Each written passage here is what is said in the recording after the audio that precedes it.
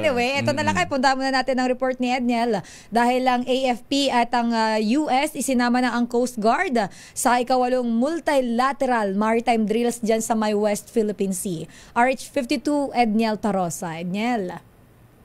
Lakay at Sister L, sumabak sa Maritime Cooperative Activity o MCA ng mga militar ng Pilipinas at Amerika ang mga barko ng Philippine Coast Guard dito sa may West Philippine Sea.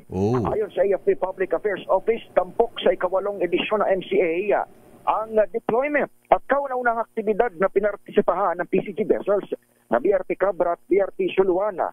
Lain umano nitong exercise na ma-practice ang interoperability ng Navy at Coast Guard sa law enforcement sa karagatan na kasama ng PCG, ang pinakabagong warship ng Pilipinas. Itong bagong version ng BRP Miguel Malvar Frigate, maging ang iba pang assets ng hukbong dagat at Philippine Air Force. Sa bahagi naman ng US Indo-Pacific Command, kanilang i-deploy ang USS Curtis Wilbur at Maritime Patrol Aircraft na P-8A Poseidon. Isinagawang MCA sa karagatan ng Palawig, Zambales hanggang sa Cabra Island sa may Occidental Mindoro sa kabila ng tila paglapit ng dalawang Chinese People's Liberation Army Navy warships at pagaligid naman ay isa pang China Coast Guard vessel na nakita naman sa monitoring. Sabi ni Lieutenant Commander Brian Magura, Operations Officer ng BRP Miguel Malvar, wala namang ginawang interference sa mga banyagang barko pero illegal pa rin ang presensya ng mga ito sa loob ng Exclusive Economic Zone ng Pilipinas. Ito si Edniel Parrosa. Edniel, para sa Danger Rage. Lakay. Yung Coast Guard ba natin wala bang water hose, water cannon? Ayan, kaya ba natin itaboy din yung mga Chinese Coast Guard bombahin din ng tubig katulad ginagawa sa atin? Lakay, actually yung water cannon, standard yan lalo na doon sa mga malalaking barko ng Coast Guard dahil ang Coast Guard responder yan sa, kumbaga, police yan sa karagatan. Sila rin ang bumbero sa karagatan. Kaya mayroon talaga silang water cannon. Yung nga lang, itong kaibigan nating kapitbahay na bansa, ito naman ang gamit sa water cannon, talagang pantaboy.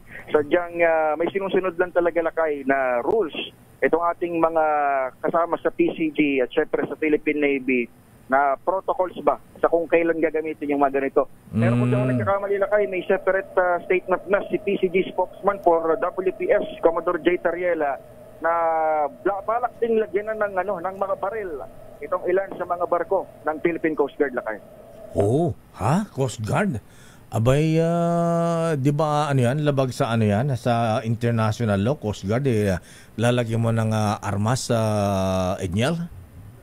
Lakay, pinag-aaralan yan at may binabanggit siyang na specific type ng baril na akma doon sa Coast Guard vessels at siguro malalaman natin yung mga update niyan sa mga susunod na pagkakataon. Pero doon nga sa mga kagaya ng water cannon, mukhang standard naman, Lakay, na mayroong ganito. Lalo na yung mga bago ngayon, mga Coast Guard vessel, para makaresponde sa mga sunog halimbawa sa karagatan. Ayan. Hindi, tsaka kung binomba tayo ng tubig ng Chinese Coast Guard, pwede bang sabayan din natin? Alin ba mas malakas? Yung water cannon nila o yung sa atin?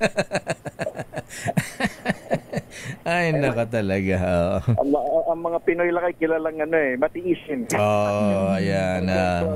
Sa kalagitnaan ng ayan. Lakay, Lakay at Sister L. Maraming salamat, Edniel Parrosa. Daming